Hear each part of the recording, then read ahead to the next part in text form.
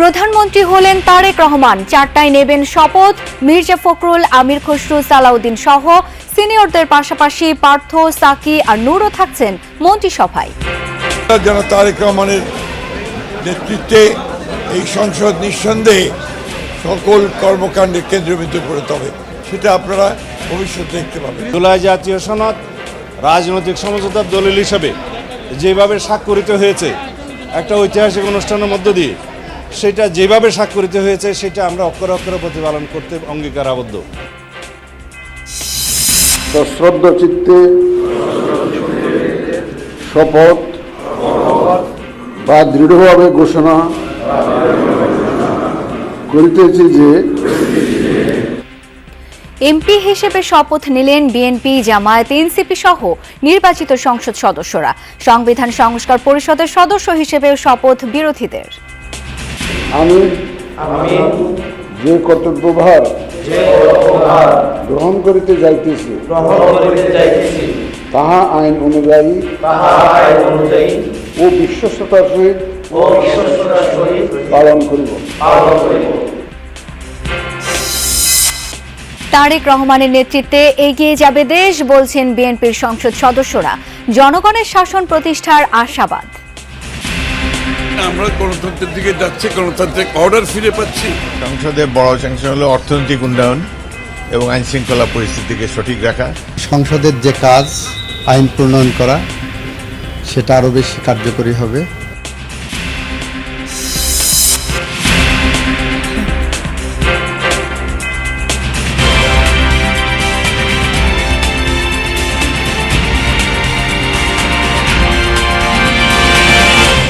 আমন্ত্রণ যমুনা নিউজে, আপনাদের সাথে আছি আমি শাওন দত্ত। এতক্ষণ শিরোনামগুলো দেখছিলেন। দর্শক, ঘণ্টা খানেক পর সংসদ ভবনের দক্ষিণ প্লাজায় শপথ নেবেন নতুন মন্ত্রিসভা। কারা থাকছেন ক্যাবিনেটে এরই মধ্যে তা প্রকাশ হয়ে গেছে। সেই খবরগুলোই আমরা জেনে নেব আমাদের সহকর্মীদের কাছ থেকে। সংসদ ভবন চত্বরে যোগ দিচ্ছেন আছেন সহকর্মী মাহফুজ মিশু। শুরুতেই যাচ্ছি তার কাছে। মিশু, মন্ত্রিসভায় অনেকের নামই তো জানা গেল, তাদের সম্পর্কে আরও কি তথ্য আছে আপনার কাছে? বিশেষত পররাষ্ট্র মন্ত্রণালয় নিয়ে জানতে চাই, এবং জানতে চাই সামনের দিনের কূটনীতির কোনো আভাস কি পাওয়া যাচ্ছে এই ক্যাবিনেট থেকে? আপনি জানেন যে মন্ত্রী পরিষদের যে শপথ গ্রহণ, সেটির আনুষ্ঠানিকতা সেই অর্থে আসলে শুরু হয়ে গেছে। আমার ঠিক পেছনে জাতীয় সংসদের যে দক্ষিণ প্লাজার যে উন্মুক্ত প্রাঙ্গণ আপনারা দেখতে পাচ্ছেন, সেখানে একটু পরে বাংলাদেশের রাষ্ট্রপতি জনাব মোহাম্মদ শাহাবুদ্দিন, নবনির্বাচিত প্রধানমন্ত্রী, বিএনপি চেয়ারপারসন, বিএনপি চেয়ারম্যান জনাব তারেক রহমানকে তার শপথ বাক্য পাঠ করাবেন বিকেল ঠিক 4টায়। এবং আপনি জানেন এর মধ্য দিয়ে প্রায় 20 বছর পর, অর্থাৎ 2 দশক পর রাষ্ট্র ক্ষমতায় বা রাষ্ট্র পরিচালনার দায়িত্বে বিএনপি আসলো। 2006 সালে সবশেষ বিএনপি ক্ষমতায় ছিল, 2001 থেকে 6 সাল মেয়াদে। এবং এরই মধ্যে সংসদ সদস্যদের শপথের পর খানিকটা বিতর্ক ছিল সেই শপথ, বিশেষ করে গণপরিষদ নিয়ে। সেটিকে অব্যাহত রেখেই কিন্তু তারেক রহমান তার মন্ত্রিপরিষদ গঠন করে চূড়ান্ত করেছেন। আমরা প্রাথমিকভাবে যেমনটা জানতে পেরেছি, তাতে 25 জন পূর্ণমন্ত্রী এবং 24 জন প্রতিমন্ত্রী নিয়ে তারেক রহমানের এই মন্ত্রিসভা 13তম জাতীয় সংসদ থেকে যাত্রা শুরু করছে। আজকের দিনটি আরেকটি কারণে মনে রাখবার মতো, সেটি হচ্ছে এই প্রথম সম্ভবত স্বাধীন বাংলাদেশে মন্ত্রী পরিষদের শপথ উন্মুক্ত স্থানে জাতীয় সংসদ ভবন প্রান্তরে অনুষ্ঠিত হতে যাচ্ছে।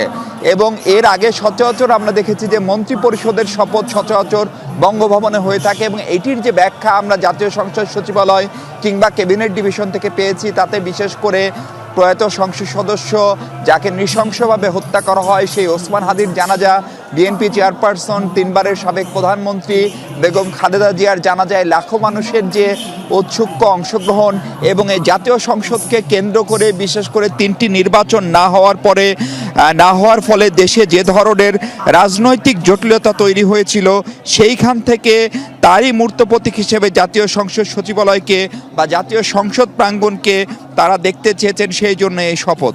আপনারা জানেন 25 জন মন্ত্রী প্রতিমন্ত্রীর মধ্যে অনেকেরই কে কোন দপ্তর পাবেন সেটি নিশ্চিতভাবেই প্রধানমন্ত্রী তারেক রহমান ঠিক করবেন, চূড়ান্ত করবেন। কিন্তু এখন পর্যন্ত আমরা যেমনটা জানতে পেরেছি তাতে বিএনপির মহাসচিব মির্জা ফখরুল ইসলাম আলমগীর তিনি হয়তোবা স্থানীয় সরকার মন্ত্রণালয়, যেটি সরকারের সবচেয়ে বড় মন্ত্রণালয়, সেই মন্ত্রণালয়ের দায়িত্ব পেতে যাচ্ছেন।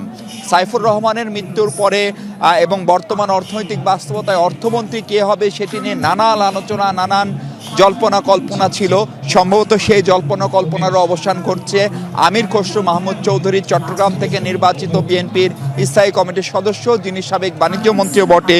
আমরা যতদূর জানতে পেরেছি তিনি হয়তো শেষ পর্যন্ত বাংলাদেশের নতুন এই সরকারের অর্থমন্ত্রী হতে যাচ্ছেন।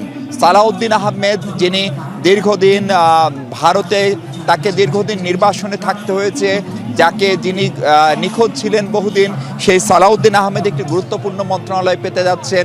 খুব নিশ্চিত না হলেও ধারণা করা হচ্ছে তাকে হয়তোবা স্বরাষ্ট্র মন্ত্রণালয়ের দায়িত্ব দেওয়া হতে পারে। ইকবাল হাসান মাহমুদ টুকু 2001-06 মেয়াদে বিএনপি সরকারের জ্বালানি প্রতিমন্ত্রী, বিদ্যুৎ ও জ্বালানি বিভাগের প্রতিমন্ত্রীর দায়িত্বে ছিলেন। এবার তিনি পূর্ণমন্ত্রী হিসাবে তার সেই আগের মন্ত্রণালয়ে ফেরত যাচ্ছেন, অর্থাৎ বিদ্যুৎ ও জ্বালানি মন্ত্রী হচ্ছেন ইকবাল হাসান মাহমুদ টুকু। মেজর অবসরপ্রাপ্ত হাফিজউদ্দিন আহমেদ আগে পানি সম্পদ মন্ত্রণালয়ের দায়িত্ব পালন করেছেন, এবার তিনি ঠিক পানি সম্পদ মন্ত্রণালয়ের দায়িত্বই পালন করবেন নাকি সাবেক সেনা কর্মকর্তা হিসাবে তাকে অন্য কোনো মন্ত্রণালয়ের দায়িত্ব দেওয়া হবে সেটা এখনো আমরা নিশ্চিত হতে পারিনি। খলিলুর রহমান, যিনি এই প্রফেসর ইউনূসের বহুল আলোচিত যে অন্তর্বর্তী সরকার, সেই অন্তর্বর্তী সরকারে তার ওরিয়েন্টেশন হয়েছিল high representative for Rohingya affairs পদমর্যাদায়। সেইখান থেকে তিনি হলেন আপনার সেখান থেকে তিনি প্রধান উপদেষ্টার রোহিঙ্গা বিষয়ক বিশেষ দূত হলেন এবং পরবর্তীতে তিনি ছিলেন বাংলাদেশের প্রথম জাতীয় নিরাপত্তা উপদেষ্টা। বাংলাদেশের প্রথমে জাতীয় নিরাপত্তা উপদেষ্টা, যিনি অন্তর্বর্তী সরকারের সময় দায়িত্ব পালন করেছেন, পররাষ্ট্র ক্যাডারের সাবেক কর্মকর্তা, তিনি হয়তো শেষ পর্যন্ত নতুন পররাষ্ট্রমন্ত্রী হতে যাচ্ছেন এই কঠিন একটা সময়ে। এর পাশাপাশি আব্দুল আওয়াল মিন্টু, তিনি শীর্ষ কৃষি খাত নিয়ে শীর্ষ ব্যবসায়ী নেতা। আমরা ধারণা করছি বা আমরা যেমন তথ্য পাচ্ছি তাতে তিনি হয়তো বা শিল্প মন্ত্রণালয়ের দায়িত্ব পেতে পারেন। মোফাজ্জল হোসেন কায়কোবাদকে স্বাস্থ্য মন্ত্রণালয় দেওয়া হবে কিনা সেটি নিয়ে একটি গুঞ্জন আছে, ধারণা করা হচ্ছে তিনি হয়তো স্বাস্থ্য মন্ত্রণালয়ের দায়িত্ব পেতে পারেন। মিজানুর রহমান মিনু রাজশাহী থেকে বহু বছর পর রাজশাহীবাসী একজন পূর্ণাঙ্গ মন্ত্রী পেতে যাচ্ছেন। তিনি রাজশাহী সদর আসনের এমপি, তিনি বিএনপির সাবেক সাংগঠনিক সম্পাদক, বর্তমানে বিএনপি চেয়ারপারসনের উপদেষ্টাও বটে তিনি। মিজানুর রহমান মিনু, যাকে রাজশাহীর সফল মেয়র বলে অভিহিত করা হয়, সেই মিজানুর রহমান মিনু একটু পূর্ণাঙ্গ মন্ত্রণালয় পাচ্ছেন। কোন মন্ত্রণালয় সেটি এখনো জানা যায়নি। নিতাই রায় চৌধুরী বা আব্দুল মুক্তাদির, আরিফুল হক চৌধুরী, জহিরুদ্দিন স্বপন, আমিনুর রশিদ, তাদের মন্ত্রণালয় সম্পর্কেও নানান ধরনের গুঞ্জন থাকলেও খুব সুস্পষ্ট তথ্য কারো কাছে নাই। আফরোজা রিতা পূর্ণমন্ত্রী হিসাবে বিএনপির একমাত্র নারী সদস্য, যিনি পূর্ণমন্ত্রী হিসেবে কিছুক্ষণ পরেই শপথ নেবেন। শহীদউদ্দিন চৌধুরী আইনের কথা শোনা যাচ্ছে। গুঞ্জন ছিল যে দলটির এই যুগ্ম মহাসচিব এবং ছাত্রদল থেকে উঠে আসা নেতা, তাকে পূর্ণমন্ত্রী করা হবে এরকম ধারণা অনেকের গতকালকে পর্যন্ত ছিল, কিন্তু তিনি একটি বড় চমক, শহীদউদ্দিন চৌধুরী আইনি পূর্ণমন্ত্রী হচ্ছেন। গুঞ্জন রয়েছে তাকে নৌ পরিবহন মন্ত্রণালয়ের দায়িত্ব দেওয়া হতে পারে। আসাদুল হাবিব দুলু আগের ক্যাবিনেটে ছিলেন, ফলে সেই যোগ্যতায় আগের ক্যাবিনেটে সম্ভবত তিনি উপমন্ত্রী অথবা প্রতিমন্ত্রী ছিলেন, আমি যদি ভুল না করি। তিনি এবার পূর্ণমন্ত্রী হচ্ছেন। দীপেন দেওয়ানকে ধারণা করা হচ্ছে পার্বত্য চট্টগ্রাম বিষয়ক মন্ত্রণালয়ের এই পূর্ণমন্ত্রী করা হচ্ছে। জাকারিয়া তাহের কে ধর্ম মন্ত্রণালয়ের কথা শোনা যাচ্ছে। আনম ইহসানুল হক মিলনকে নিয়ে গত কয়েকদিন ধরে ব্যাপক লেখালেখি করছেন, বিশেষ করে তরুণ প্রজন্মের যারা লেখালেখি করছেন, যারা ক্লাস করেন না, ফাঁকি দেন, সবাই পড়তে বসে একজন কড়া শিক্ষামন্ত্রী আসছেন। আমাদের মনে আছে আমরা যখন ছোটবেলায়, তখন ইহসানুল হক মিলন শিক্ষা প্রতিমন্ত্রী হিসেবে তখন নকলের যে প্রবল দাপট, সেই দাপটে তিনি হেলিকপ্টার নিয়ে ছুটে বেরিয়ে নকল দমনের চেষ্টা করেছেন। ফলে স্বভাবতই ইহসানুল হক মিলন, আনম ইহসানুল হক মিলন সরকারের শিক্ষামন্ত্রী হবেন তেমনটাই সকলের ধারণা। এর পাশাপাশি কায়সার সাখাওয়াত হোসেন, জাকির আলম মন্ত্রী হয়েছেন। তাদেরকে কোন মন্ত্রণালয়ে দেওয়া হচ্ছে আমরা এখনো নিশ্চিতভাবে বলতে পারছি না। আসাদুজ্জামান, যিনি সরকারের বিদায়ী, অন্তর্বর্তী সরকারের বিদায়ী অ্যাটর্নি জেনারেল এবং সম্ভবত মন্ত্রিসভায় পূর্ণমন্ত্রী হিসেবে যারা আছেন তাদের ভিতরে লয়ার হিসেবে, আইনজীবী হিসেবে সবচেয়ে সিনিয়র, ফলে আসাদুজ্জামান বাংলাদেশের পরবর্তী আইনমন্ত্রী হওয়ার কথা। এবং ধানমন্ডি থেকে বিশেষ করে ঢাকা মহানগর দক্ষিণের যিনি আহ্বায়ক এবং বৈষম্য বিরোধী শিক্ষার্থী আন্দোলনের সময় বিএনপির হয়ে যিনি সমন্বয়কের দায়িত্ব পালন করছেন ঢাকা 10 আসন থেকে নির্বাচিত শেখ রবিউল আলম একটি বিশাল চমক দেখিয়েছেন। তিনি প্রথমবার সংসদ সদস্য হয়ে পূর্ণমন্ত্রী হিসেবে শপথ নিতে যাচ্ছেন, তিনিও কোনো একটি মন্ত্রণালয়ে থাকবেন।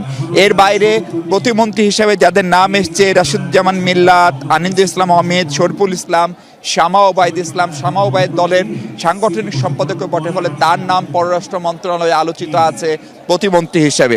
সুলতান সালাউদ্দিন টুকুর নাম আমরা জানি। কায়সার কামাল বিএনপির প্রভাবশালী আইনজীবী, তাকে হয়তো আইন প্রতিমন্ত্রী করা হতে পারে। ফরাদ হোসেন আজাদ, আমিনুল হক দুর্ভাগ্যজনকভাবে তিনি নির্বাচনে হেরেছেন, তারপরেও যেহেতু তিনি বিএনপির দুঃসময়ে মাঠের রাজনীতিতে নেতৃত্ব দিয়েছেন, তার একটা তারকা খ্যাতি রয়েছে, তাকে অনেকেই ক্যাপ্টেন বলেন। ক্যাপ্টেনকে হয়তো ক্রীড়া মন্ত্রণালয়ের প্রতিমন্ত্রীর দায়িত্ব দেওয়া হচ্ছে। হাবিবুর রশিদ, রাজীব হাসান, আব্দুল বারী, মীর শাহ আলম, জুনায়েদ সাকি আপনারা জানেন যে জুনায়েদ সাকি বাম ঘরানার রাজনীতি করেন, দীর্ঘদিন রাজপথে ছিলেন, তাকে সংস্কৃতি প্রতিমন্ত্রী করা হতে পারে। ইশরাক হোসেনও চমক দেখিয়েছেন।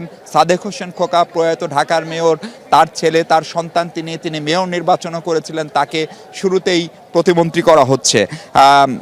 ফারজানা শারমিন পুতুল নাটোরের সাবেক ক্রীড়া প্রতিমন্ত্রী, সাবেক যুব ক্রীড়া প্রতিমন্ত্রী এবং বিএনপির ডাকসাইটে নেতা ফজলুর রহমান পটল প্রয়াত, তার সন্তান, তিনিও প্রথমবার ক্যাবিনেটে এসেই প্রতিমন্ত্রী হচ্ছেন।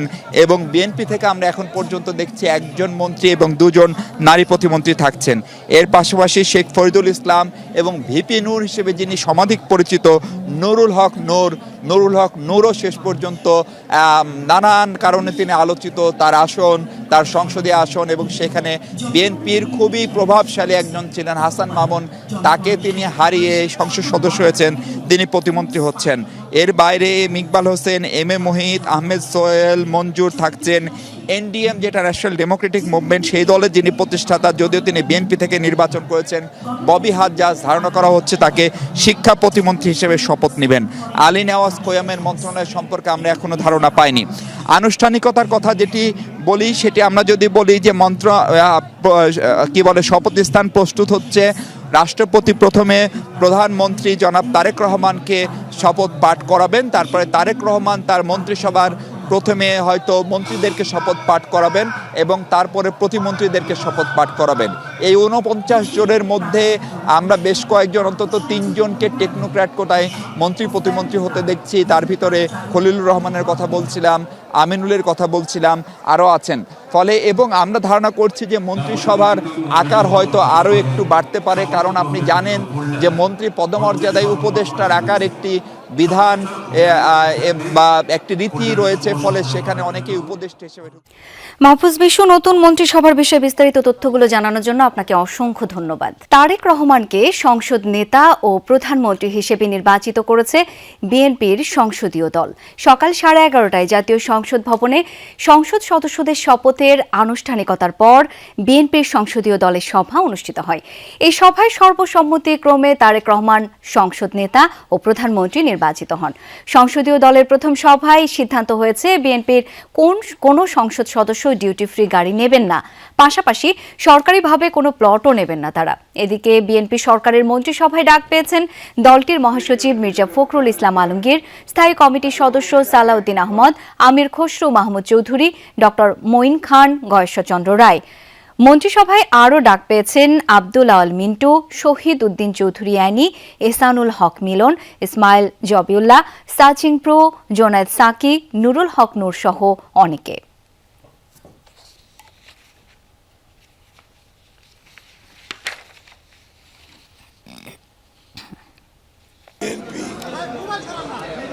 সংখ্যাগরিষ্ঠ দল হিসেবে জাতিকে ইচ্ছিত লক্ষ্যের দিকে নিয়ে যাবে রাজনৈতিকভাবে এবং অর্থনৈতিকভাবে।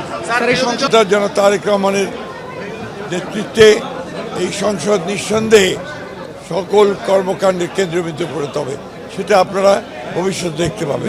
জুলাই জাতীয় সনদ রাজনৈতিক সমঝোতার দলিল হিসেবে যেভাবে স্বাক্ষরিত হয়েছে একটা ঐতিহাসিক অনুষ্ঠানের মধ্য দিয়ে, সেটা যেভাবে স্বাক্ষরিত হয়েছে সেটা আমরা অক্ষরে অক্ষরে প্রতিপালন করতে অঙ্গীকারাবদ্ধ।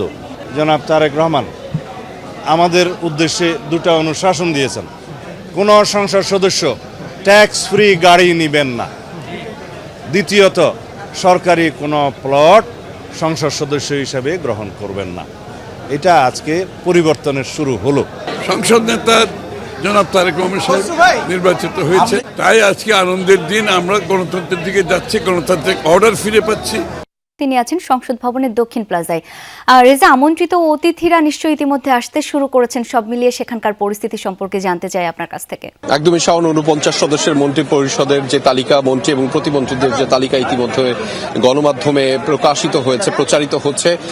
সেই মন্ত্রী পরিষদের শপথ গ্রহণের যে আনুষ্ঠানিকতা, সেটিতে যোগ দিতে কিন্তু ইতিমধ্যে সুশীল সমাজের প্রতিনিধি থেকে শুরু করে আগত আমন্ত্রিত অতিথিরা ইতিমধ্যে আসা শুরু করেছে। আমি একটু আপনাকে জানিয়ে রাখতে চাই, মূলত বিভিন্ন দেশের, বাংলাদেশে অবস্থিত যে বিদেশি মিশনগুলো রয়েছে, কূটনৈতিক মিশনগুলো রয়েছে, সেই কূটনৈতিক মিশনগুলো থেকে কিন্তু ইতিমধ্যে যে কূটনৈতিক যে মিশন প্রধান তারাও কিন্তু যুক্ত হচ্ছেন এই শপথ গ্রহণের আনুষ্ঠানিকতায়। একই সাথে সার্কভুক্ত দেশগুলোর যে প্রতিনিধিরা বাংলাদেশের এই মন্ত্রী পরিষদের যে শপথের জন্য যে আমন্ত্রিত ছিল, তারাও কিন্তু ইতিমধ্যে এসে অনুষ্ঠানের স্থলে যোগদান করেছেন। এখনো কিন্তু প্রচুর মানুষের ভিড় এবং যে আগত আমন্ত্রিত অতিথিরা রয়েছেন তারা ক্রমান্বয়ে ঢুকছেন। এই যে ব্যারিয়ারটুকু এখানে যে নিরাপত্তাজনিত এবং আনুষ্ঠানিকতা, অর্থাৎ এই দাপ্তরিক যে আনুষ্ঠানিকতা এখানে রয়েছে অর্থাৎ ঢুকবার জন্য, সেটি সম্পূর্ণ শেষে ক্রমান্বয়ে একে একে আগত অতিথিরা, আমন্ত্রিত অতিথিরা মূলত এখান থেকে যাচ্ছেন। এবং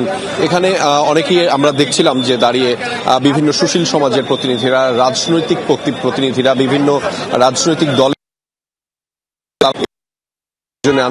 আনুষ্ঠানিক ভাবে যে শপথ গ্রহণ অনুষ্ঠিত হতে যাচ্ছে সেখানে তারা যুক্ত হচ্ছেন। আমরা দেখেছি যুক্তরাষ্ট্র নিযুক্ত মার্কিন প্রেসিডেন্ট, মার্কিন দূতাবাসের যেই মার্কিন দূতাবাস প্রধান তিনি, অর্থাৎ যুক্তরাষ্ট্রের যেই রাষ্ট্রদূত, তিনি কিন্তু এই আয়োজনেও কিন্তু যুক্ত হয়েছেন। একটু আগে আমরা দেখেছি যে কানাডিয়ান হাই কমিশনার তিনি যুক্ত হয়েছেন, সুইজারল্যান্ডের যেই রাষ্ট্রদূত রয়েছেন তিনি যুক্ত রয়েছেন। বিভিন্ন দেশের দূতাবাস প্রধান কিন্তু ইতিমধ্যে আসা শুরু করেছেন, অর্থাৎ মুসলিম দেশের যে রাষ্ট্রপ্রধানরা, মুসলিম দেশের যে রাষ্ট্র দূতাবাসগুলো রয়েছে, সেই দূতাবাসগুলোর যে রাষ্ট্রদূত রয়েছেন তারাও কিন্তু ইতিমধ্যে এই আয়োজনে এসে সামিল হচ্ছেন। ফলে বিশাল আয়োজন, এবং ঠিক কত মানুষের আয়োজন সেটি নিয়ে একটু এখনো সংখ্যাটা নিয়ে দ্বিধায় রয়েছে আমরা। বাট আমরা এখন পর্যন্ত দেখছি যে মানুষের উপস্থিতি বাড়ছে, বিশেষ করে আগত আমন্ত্রিত অতিথিরা বিশাল অংশের। এবং আপনি জানেন যে এই যে সভাটি, সেটি যে সংসদ ভবনের দক্ষিণ প্লাজায় অনুষ্ঠিত যে উন্মুক্ত স্থানে সেটি আসলে সম্পন্ন হবে। ফলে সেই উন্মুক্ত স্থানে ক্রমান্বয়ে সমন্বিতভাবে এক একজন যুক্ত হচ্ছেন। কাউকে আমরা দেখছিলাম অনেকেই গাড়ি ছেড়ে, কেউ আবার গাড়িতে করেই কিন্তু তাদের প্রতিনিধি সহ এখানে এসে উপস্থিত রয়েছেন। এবং এখানে বেশ কয়েক স্তরের একটি নিরাপত্তা বলয় কিন্তু ইতিমধ্যে তৈরি করা হয়েছে, যে বলয়ের মাধ্যমে আসলে যারা এই আনুষ্ঠানিকতার মধ্যে যুক্ত হতে যাচ্ছেন বা ঢুকছেন তাদেরকে আলাদা করে এখানে একটি যেই নিরাপত্তা বলয় বা নিরাপত্তা চৌকি রয়েছে সেটি পার হয়ে কিন্তু তাদেরকে যেতে হচ্ছে। বিভিন্ন জায়গা থেকে অতিথিরা এসেছেন, বিশেষ করে দেশের বিভিন্ন প্রান্ত থেকে কর্মী সমর্থকদেরও আমরা দেখেছি বাইরে অপেক্ষা করতে। তাদের শীর্ষস্থানীয় যে শীর্ষস্থানীয় যে নেতারা রয়েছেন, নেত্রীরা রয়েছেন, তারাও কিন্তু ইতিমধ্যে ক্রমান্বয়ে ঢুকছেন। এখানে আগত অতিথিরা তাদেরকে একটি নির্দিষ্ট কার্ড দেওয়া হয়েছে, অর্থাৎ আমন্ত্রণ পত্র দেওয়া হয়েছে। সেই আমন্ত্রণ পত্রটি মূলত এখানে দেখিয়ে তা প্রত্যেককে যেতে হচ্ছে। ফলে যাদের কাছে আমন্ত্রণ পত্র রয়েছে তারাই কেবল ঢুকতে পারছেন। এছাড়া সাথে যারা কর্মী বাহিনী রয়েছেন বা আমন্ত্রণ পাননি, তাদেরকে কিন্তু এখানে যে নিরাপত্তা বাহিনীর সদস্যরা রয়েছেন তারা মূলত আটকে দিয়েছেন। একটি কথা বলে রাখা ভালো শাওন, যে এই মন্ত্রী পরিষদের যে তালিকাটা নিয়ে, সেটি নিয়ে অনেকেরই অনেক বেশি আগ্রহ ছিল। বিশেষ করে 49 সদস্যের যেই মন্ত্রী পরিষদের তালিকা আমরা ইতিমধ্যে পেয়েছি, তার মধ্যে 25 জন মন্ত্রী এবং 24 জন প্রতিমন্ত্রীর তালিকা আমরা পেয়েছি। সেটি নিয়ে কিন্তু মানুষের আগ্রহ রয়েছে, বিশেষ করে গণ-অভ্যুত্থান পরবর্তী সময়ে বাংলাদেশ আসলে কি করে বিনির্মাণ হবে এবং সেখানে যে তালিকাগুলো রয়েছে তারা আসলে কতগুলো গুরুত্বপূর্ণ ভূমিকা পালন করতে পারবেন সে বিষয়ে কিন্তু আলাদাভাবে বলা আছে। আমি এখন পর্যন্ত যাদের নাম শোনা যাচ্ছে মূলত তাদের এখন পর্যন্ত যাদের নাম শোনা যাচ্ছে তাদের নামগুলো যদি আপনার মাধ্যমে দর্শকদেরকে আরো একবার জানিয়ে রাখি। মন্ত্রী হিসেবে এখন পর্যন্ত যারা ডাক পেয়েছেন, মির্জা ফখরুল ইসলাম আলমগীর, বিএনপি মহাসচিব, আপনারা জানেন দীর্ঘদিনের রাজনৈতিক ক্যারিয়ারে যিনি দীর্ঘ সময় বিএনপির রাজনীতি করে গেছেন, রয়েছেন আমির খসরু মাহমুদ চৌধুরী, আছেন সালাউদ্দিন আহমদ, ইকবাল হাসান মাহমুদ টুকু, মেজর অবসরপ্রাপ্ত হাফিজউদ্দিন আহমেদ বীর বিক্রম, আবু জাফর জাহিদ হোসেন, রয়েছেন খলিলুর রহমান, যেটিকে বলা হচ্ছে এই মন্ত্রিসভার যে তালিকা রয়েছে সেই তালিকার সবচাইতে চমকপ্রদ নাম। আপনি জানেন যে অন্তর্বর্তী সরকারের সময় তিনি আসলে প্রধান উপদেষ্টা ডক্টর মোহাম্মদ ইউনূসের নিরাপত্তা উপদেষ্টা হিসেবে দায়িত্ব পালন করেছেন এবং তিনি রোহিঙ্গা বিষয়ক যেই বিশেষ প্রতিনিধি রয়েছেন সেই দায়িত্বটিও পালন করেছেন। ফলে তাকেও বলা হচ্ছে এই মন্ত্রিপরিষদের তালিকার যে চমকপ্রদ নাম সেটি কে আলাদাভাবে বলা হচ্ছে। এবং একই সাথে রয়েছেন আব্দুল আউয়াল মিন্টু, মোফাজ্জল হোসেন কায়কোবাদ, মিজানুর রহমান মিনু, নিতাই রায় চৌধুরী, আব্দুল মুক্তাদির, আরিফুল হক চৌধুরী, জহিরুদ্দিন স্বপন, আমিনুর রশিদ, আফরোজা রীতা, অর্থাৎ যেই নারী সদস্যদের কথা আমরা বলছিলাম যে এবারের নির্বাচনে নারী প্রতিনিধি অংশগ্রহণটাও কম হয়েছে,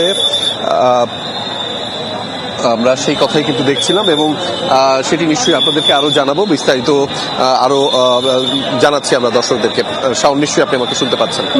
নিশ্চয়ই রেজা, আপনার মাধ্যমে পরবর্তী তথ্যগুলো আমরা জানাতে পারবো আমার দর্শকদের। অনেক ধন্যবাদ আপনাকে। ত্রয়োদশ সংসদ নির্বাচনে নবনির্বাচিত বিএনপি ও শরিক জোটের 211 জন সংসদ সদস্য শপথ নিয়েছেন। তাদের শপথ পাঠ করিয়েছেন প্রধান নির্বাচন কমিশনার এএমএম নাসির উদ্দিন। সকাল 10:42 তাদের শপথ পড়ান প্রধান নির্বাচন কমিশনার। সংসদ ভবনের শপথ কক্ষে আয়োজিত শপথ অনুষ্ঠান শুরুর আগে কক্সবাজার 1 আসনে বিএনপি নির্বাচিত সংসদ সদস্য সালাউদ্দিন আহমদ বলেন, তারা কেউ সংবিধান সংস্কার পরিষদের সদস্য হিসেবে নির্বাচিত হননি, তাই জাতীয় সংসদে সাংবিধানিকভাবে গৃহীত হলে এই বিষয়ে পদক্ষেপ নেওয়া হবে বলে জানান তিনি। দলীয় চেয়ারম্যানের পক্ষ থেকে এই সিদ্ধান্ত বলে জানান সালাউদ্দিন আহমদ। আজ বিকালেই সংসদ ভবনের দক্ষিণ প্লাজায় শপথ নেবেন নতুন মন্ত্রিসভার সদস্যরা। শপথ বা দৃঢ়ভাবে ঘোষণা করিতেছি যে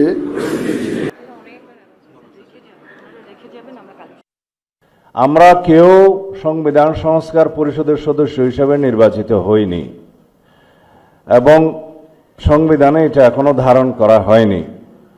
গণভোটের রায় অনুযায়ী সংবিধান সংস্কার পরিষদ গঠিত হলে সেটা সংবিধানে আগে ধারণ করতে হবে এবং সংবিধান সংস্কার পরিষদের সদস্যকে কে শপথ নেওয়াবেন সেটা বিধান করতে হবে এবং কোন এরকম ফর্ম এটা সংবিধানে নেই। এই ফর্মটি তৃতীয় তফসিলে আছে, সাদাটা। এইরকম তখন একটা ফর্ম সংবিধানের তৃতীয় তফসিলে আসবে, সেগুলো সাংবিধানিকভাবে জাতীয় সংসদে গৃহীত হওয়ার পরে তখন জাতীয় সংবিধান সংস্কার পরিষদের সদস্যদের শপথ নেয়ার বিধান করা যাবে। বিধায় আমরা এখন সাংবিধানিকভাবে এই পর্যন্ত আমরা এসেছি, আমরা সংবিধান মেনে এই পর্যন্ত চলছি এবং আশা করি সামনের দিনেও চলব। এদিকে দুপুর 12:15 দিকে দুটি শপথ নিয়েছেন জামাতে ইসলামী থেকে নির্বাচিত এমপিরা। প্রথমে সংসদ সদস্য হিসেবে জামাতে ইসলামীর এমপিরা শপথ নেন। এ সময় তাদের সাথে শপথ নিয়েছেন স্বতন্ত্র হিসেবে নির্বাচিত 7 এমপি। একই সাথে শপথ নেন ঢাকা 6 আসন থেকে নির্বাচিত ধানের শীষের প্রার্থী ইশরাক হোসেন। তিনি দেরিতে আসায় বিএনপি দলীয় এমপিদের সাথে শপথ নিতে পারেননি। এমপি হিসেবে শপথ গ্রহণের পর শুরু হয় সংবিধান সংস্কার পরিষদের শপথ। এ সময় শপথ না নিয়ে বেরিয়ে যান স্বতন্ত্র হিসেবে নির্বাচিত ব্যারিস্টার রুমিন ফারহানা ও বিএনপি থেকে নির্বাচিত এমপি ইশরাক হোসেন। এই পর্বেও শপথ পাঠ করান প্রধান নির্বাচন কমিশনার এএমএম নাসির উদ্দিন। এবারে নির্বাচনে 297টি আসনের মধ্যে বাংলাদেশ জামাতে ইসলামী এককভাবে পেয়েছে 68টি আসন।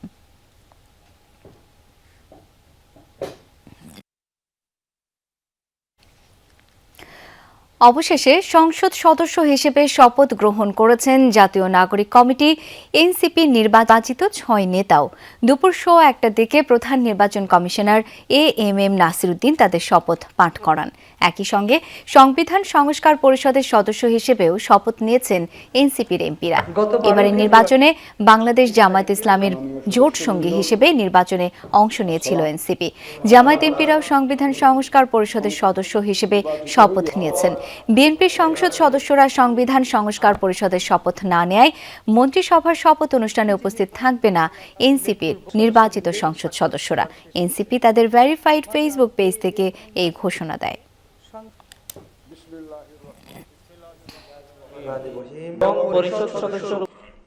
ধন্যবাদ। গত 12 ফেব্রুয়ারি 2026 তারিখে মাননীয় সদস্যবৃন্দ, আসসালাম। সংসদ সদস্য নির্বাচিত হইয়া আমি নির্বাচনী এলাকা উল্লেখপূর্বক সদস্যবৃন্দের স্বাক্ষর প্রদান শেষ হয়েছে। মাননীয় এএমএম নাসিরউদ্দিনকে দেশের 11তম প্রধানমন্ত্রী হিসেবে দায়িত্ব গ্রহণ করতে যাচ্ছেন বিএনপি চেয়ারম্যান তারেক রহমান। রাজনৈতিক জীবনে নানান উত্থান আর পতনের মধ্য দিয়ে নিজেকে তৈরি করেছেন যিনি। দীর্ঘ নির্বাসিত জীবনেও দলকে রেখেছেন চাঙ্গা, সাংগঠনিকভাবে ঐক্যবদ্ধ। তার নেতৃত্বেই গুম, খুন, নিপীড়নের বিরুদ্ধে গণতান্ত্রিক সংগ্রামে রুখে দাঁড়িয়েছিল বিএনপি, যার স্লোগান সবার আগে বাংলাদেশ। তারেক রহমানের হাত ধরে বাংলাদেশ পাবে নয়া গন্তব্য, এমনটাই প্রত্যাশা সাধারণ মানুষের।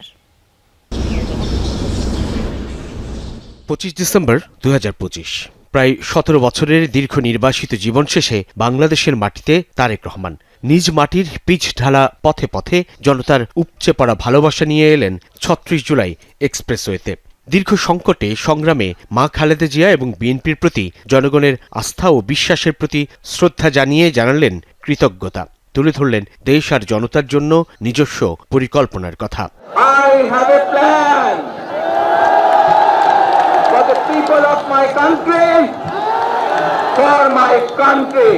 এর পরপরই তারেক রহমান হারালেন মাকে, একজন বেগম খালেদা জিয়াকে, যিনি নিজের রাজনৈতিক প্রজ্ঞা আর ত্যাগে হয়ে ওঠেন সর্বসাধারণের, যার শেষ যাত্রায় বিশ্ব দেখল বিষণ্ণ এক মানচিত্র। তারেক রহমান শোকাহত, কিন্তু কি ভীষণ দৃঢ় রূপ নিয়ে ঘুরে দাঁড়ালেন মাকে অনুপ্রেরণায় রেখে। ব্যক্তিগত আবেগ পাশ কাটিয়ে মন প্রাণ সঁপে দিলেন দেশ আর দলের জন্য। শুরু করলেন নির্বাচনী কর্মযজ্ঞ।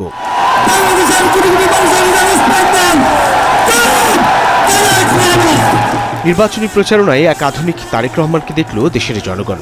রাজনৈতিক নেতা বক্তব্য দিচ্ছেন নির্দিষ্ট পোডিয়ামে নয়, বরং সমাবেশের প্রতিটি কোণায় প্রতিটি মানুষের কাছে নিজের বার্তা পৌঁছে দিতে ছুটে বেড়ালেন মঞ্চ জুড়ে। বক্তব্যে নিজের স্তুতি কিংবা অন্যের বিরুদ্ধে বিষেধাগার নয়, আক্রমণাত্মক উস্কানিমূলক নানান বক্তব্যের জবাবেও ধীর, স্থির এবং গঠনমূলক তিনি।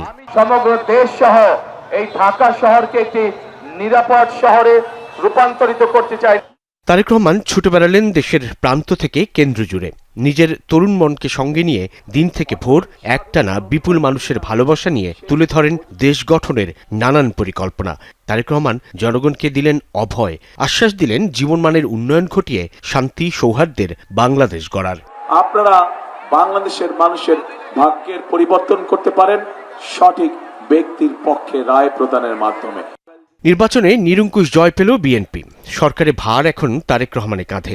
যে তারেক রহমান জন্মের পর থেকে বাংলাদেশের প্রতিটি রাজনৈতিক বাঁকে এক নীরব সাক্ষী হয়েছেন খুব কাছ থেকেই। 1988-তে আনুষ্ঠানিকভাবে বিএনপির প্রাথমিক সদস্য পদ গ্রহণ করে রাজনৈতিক যাত্রা শুরু করেন।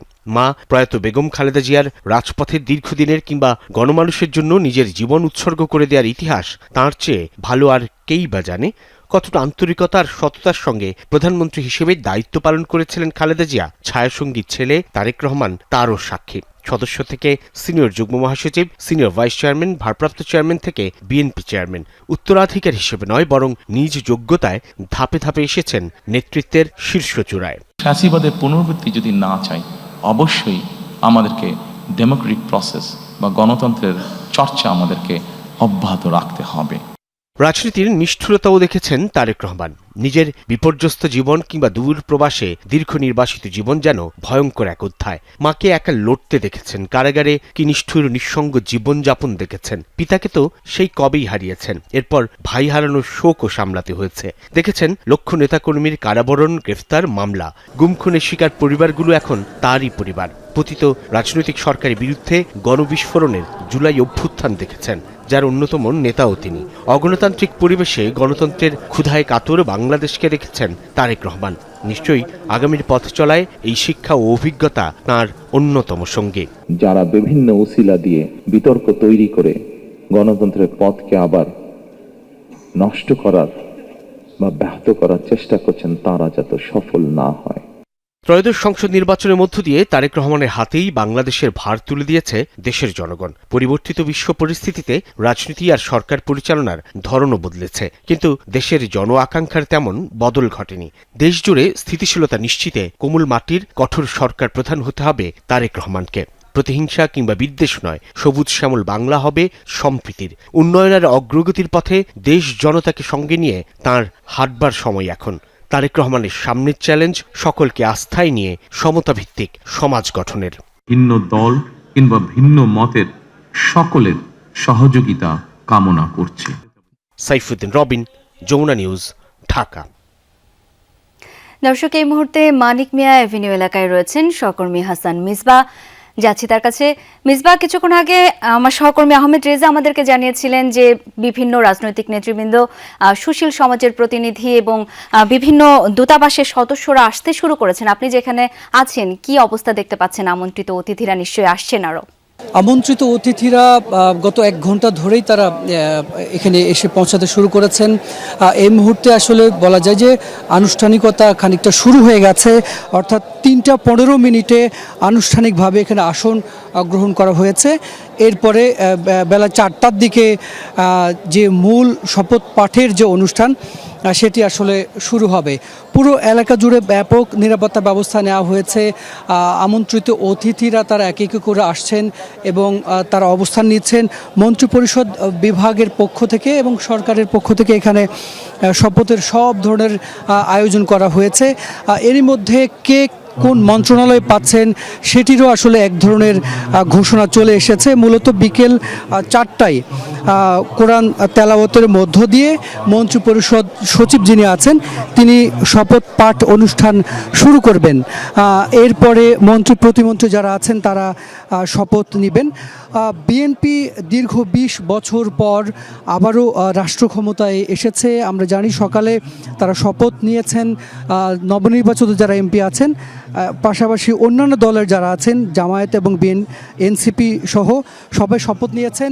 এই মন্ত্রিপরিষদের এই মন্ত্রিসভার এই শপথ অনুষ্ঠানটি এটি আসলে আমরা সবসময় দেখে এসেছি বঙ্গভবনে হয়ে এসেছে। এবারই আসলে সে আগের চিরাচরিত নিয়ম ভেঙে উন্মুক্ত স্থানে হচ্ছে। বিএনপির পক্ষ থেকে বলা হয়েছিল যেহেতু জনগণের সরকার, তাই জনগণের কাছাকাছি থেকে উন্মুক্ত স্থানে এখানে এই শপথ অনুষ্ঠানের আয়োজন করা হয়েছে। বিশ্বের বিভিন্ন দেশ থেকে আমন্ত্রিত অতিথিরা এসেছেন। ভারত, পাকিস্তান, শ্রীলঙ্কা, নেপাল, যুক্তরাষ্ট্র সহ প্রায় 14টি দেশের প্রতিনিধি তারা এই শপথ পাঠ অনুষ্ঠানে উপস্থিত হয়েছেন। এবং যেসব দেশ থেকে প্রতিনিধি আসেননি, বাংলাদেশ দূতাবাসের যারা কর্মরত আছেন তারা সেই দেশের হয়ে এখানে এই অনুষ্ঠানে যোগ দিয়েছেন। বিকেল 4টায় অর্থাৎ আর অল্প কিছুক্ষণ পরেই মূলত এই শপথ পাঠের অনুষ্ঠানটি শুরু হবে। এরই মধ্যে আমরা জেনে গেছি যে পূর্ণমন্ত্রী হিসেবে 25 জনের নাম আমরা জেনেছি, আর প্রতিমন্ত্রী হিসেবে 24 জনের নাম, অর্থাৎ মোট 49 জনের মন্ত্রিসভা হতে যাচ্ছে। তারেক রহমানের নেতৃত্বে বিএনপির এই সরকারে এখন পর্যন্ত 49 জন সরকারের মন্ত্রীর আমরা নাম জেনেছি। এর মধ্যে অনেকের নাম আমরা নিশ্চিত হয়েছি। মির্জা ফখরুল ইসলাম আলমগীর থাকছেন স্থানীয় সরকার মন্ত্রণালয়ের দায়িত্বে, আমির খসরু মাহমুদ আছেন অর্থ মন্ত্রণালয়, সালাউদ্দিন আহমদ তাকে স্বরাষ্ট্র মন্ত্রণালয়ের দায়িত্ব দেওয়া হয়েছে, ইকবাল হাসান মাহমুদ তিনি বিদ্যুৎ ও জ্বালানি মন্ত্রণালয়ের দায়িত্ব পেয়েছেন, হাফিজউদ্দিন আহমেদ মুক্তিযুদ্ধ বিষয়ক মন্ত্রণালয়, ডাক্তার জাহিদ হোসেনকে দেওয়া হয়েছে মহিলা ও শিশু বিষয়ক মন্ত্রণালয়। ডক্টর খলিলুর রহমান যিনি টেকনোক্রেট হিসেবে পররাষ্ট্র মন্ত্রণালয়ের দায়িত্ব পেতে যাচ্ছেন বলে আমরা জেনেছি। সব মিলিয়ে অল্প কিছুক্ষণ পরে আসলে এই শপথ পাঠের অনুষ্ঠান শুরু হয়ে যাবে। সব ধরনের আনুষ্ঠানিকতা শেষ, একেবারে চূড়ান্ত পর্যায়ে সবাই এসে উপস্থিত হয়েছেন। এখন আসলে মন্ত্রিপরিষদ বিভাগ থেকে যে চূড়ান্ত প্রস্তুতি সেটি আসলে নেওয়া হচ্ছে। আমরা আর কয়েক মিনিট পরেই শপথ পাঠের অনুষ্ঠান দেখতে পাবো। অনেক ধন্যবাদ মিসবা আপনাকে। অর্পিত দায়িত্ব পালনের অঙ্গীকার করে শপথ নিয়েছেন নবনির্বাচিত বিএনপি, জামায়াত, এনসিপি ও স্বতন্ত্র সংসদ সদস্যরা। তবে সংবিধান সংস্কার পরিষদের সদস্য হিসেবে বিএনপি ও তাদের মিত্রদল এবং বিদ্রোহী স্বতন্ত্র এমপিরা শপথ নেননি। অবশ্য দুটি শপথই নিয়েছেন জামায়াত নেতৃত্বাধীন 11 দলীয় জোটের নির্বাচিত সদস্যরা। জুলাই যোদ্ধাদের দল এনসিপি প্রথমে শপথ নিতে গড়িমসি করলেও পরে আলাদাভাবে দুটি শপথই নেন। নতুন নির্বাচিত এমপিরা জানান, সব দলের অংশগ্রহণে এবারে সংসদ হবে প্রাণবন্ত ও জবাবদিহিতামূলক।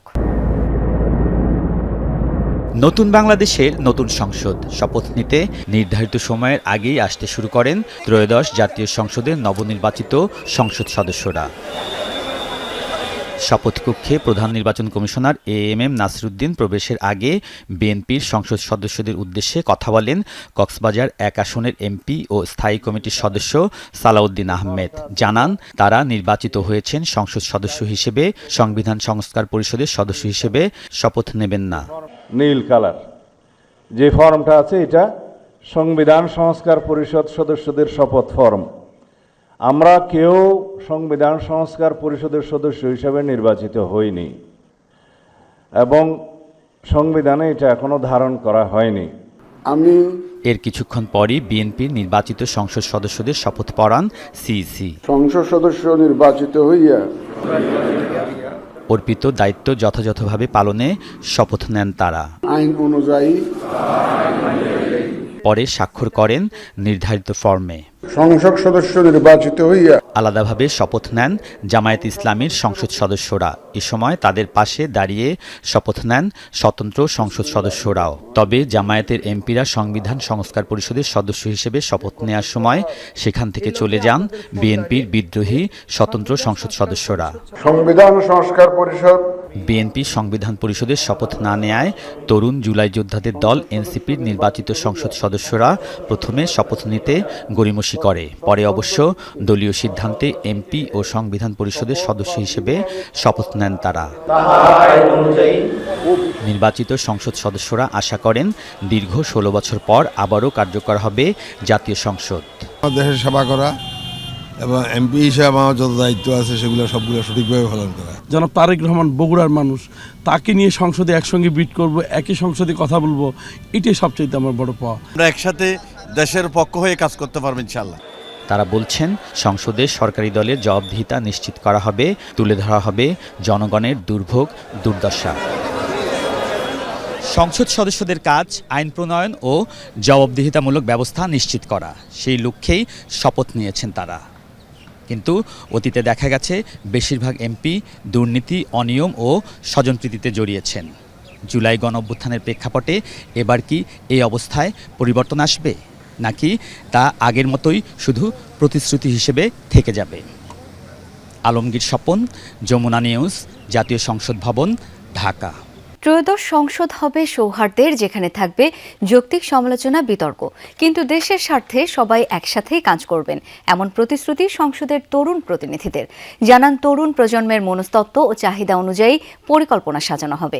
কর্মসংস্থান সৃষ্টি, প্রযুক্তির দক্ষতা উন্নয়নে বিশেষ উদ্যোগ নেওয়ার পাশাপাশি দুর্নীতি ও মাদকের বিরুদ্ধে কঠোর অবস্থানের কথাও জানান নতুন এমপিরা। প্রবীণ নবীনের মিশেলে ত্রয়োদশ জাতীয় সংসদ। প্রবীণ রাজনীতিবিদদের অভিজ্ঞতার পাশাপাশি এবার নবীনরাও নীতি নির্ধারণ ও আইন প্রণয়নে সক্রিয় ভূমিকা রাখবেন, যা নতুন প্রজন্মের ভাবনা ও সময়োপযোগী দৃষ্টিভঙ্গির প্রতিফলন ঘটাবে। তরুণ জনপ্রতিনিধিদের শপথের মধ্য দিয়ে নতুন প্রত্যাশার সূচনা। জানান, কেবল প্রশাসনিক কাঠামো নয়, তরুণদের ভাবনা, স্বপ্ন ও বাস্তব সংকট অনুধাবন এবং দক্ষতার উন্নয়নে বিশেষ পরিকল্পনা আর নীতি নির্ধারণ করা হবে। গুরুত্ব দেওয়া হবে প্রযুক্তির সর্বোত্তম ব্যবহার ও ডিজিটাল উন্নয়ন। তারেক রহমান সাহেবের যে জেস্টার দেখা গিয়েছে গতকালকে, যেভাবে উনি শফিক সাহেবের বাসায় গিয়েছেন, নাহিদ সাহেবের বাসায় গিয়েছেন, আমি মনে করি এটা একটা ওয়ান্ডারফুল জেস্টার। সো এখান থেকে আমি শিওর যে আমাদের সবার মধ্যেই এই রিফ্লেকশন হবে। সবচেয়ে বড় জিনিসটাই হচ্ছে কি এমপ্লয়মেন্ট। আমাদের বর্তমানে যে তরুণরা আছে তারা গ্র্যাজুয়েট করতে পারছে, কিন্তু গ্র্যাজুয়েট করার পরে চাকরি পাচ্ছে না। তাদের চাকরির ব্যবস্থাটাই আমাদের জন্য সবচেয়ে বড় একটা কাজ হয়ে দাঁড়াচ্ছে। প্রত্যাশাগুলো আমরা জনগণকে দিয়েছি, সেই প্রত্যাশা পূরণই আমাদের দায়িত্ব। সো যেই জায়গায় যাই, যেই জায়গায় থাকি, ওই প্রত্যাশা পূরণই আমরা কাজ করব। দোয়া করবেন যাতে দেশবাসী যে দায়িত্ব আমাদেরকে দিয়েছে সেই দায়িত্ব আমরা পালন করতে পারি। আমার বিশ্বাস জনাব তারেক রহমান অবিলম্বে এই সংকট দূর করে জুলাই সনদ বাস্তবায়ন করবেন। মাদক দুর্নীতির বিরুদ্ধে কঠোর অবস্থানের কথাও তুলে ধরেন নয়া এমপিরা। My challenge for my area, যেটা আমরা মুক্তাগাছাকে মাদক মুক্ত করব, সেটা প্রথম চ্যালেঞ্জ থাকবে। ইন্টারনেটের যুগ, এই জায়গাগুলো যদি আমরা প্রপারলি ইউজ করতে পারি এবং তাদের যদি আমরা সেই জায়গাগুলো দিতে পারি, তাহলে আমরা হয়তো অনেক কিছু করতে পারবো এবং তাদের যে সমস্ত জায়গায় অ্যাড্রেস করার দরকার এবং তাদের যে চাহিদাপত্রগুলো আছে সেগুলো আমরা দেখব। প্রতিশ্রুতি বাস্তবায়নে সংসদের তরুণ প্রতিনিধিরা কতটা সফল হন এখন সেটাই দেখার অপেক্ষা। লাভলি বিথি, যমুনা নিউজ, ঢাকা। দর্শক, এই ছিল যমুনা নিউজে এতক্ষণের মতো। এর পরের ঘন্টার সংবাদ দেখার আমন্ত্রণ রইল। ধন্যবাদ সবাইকে।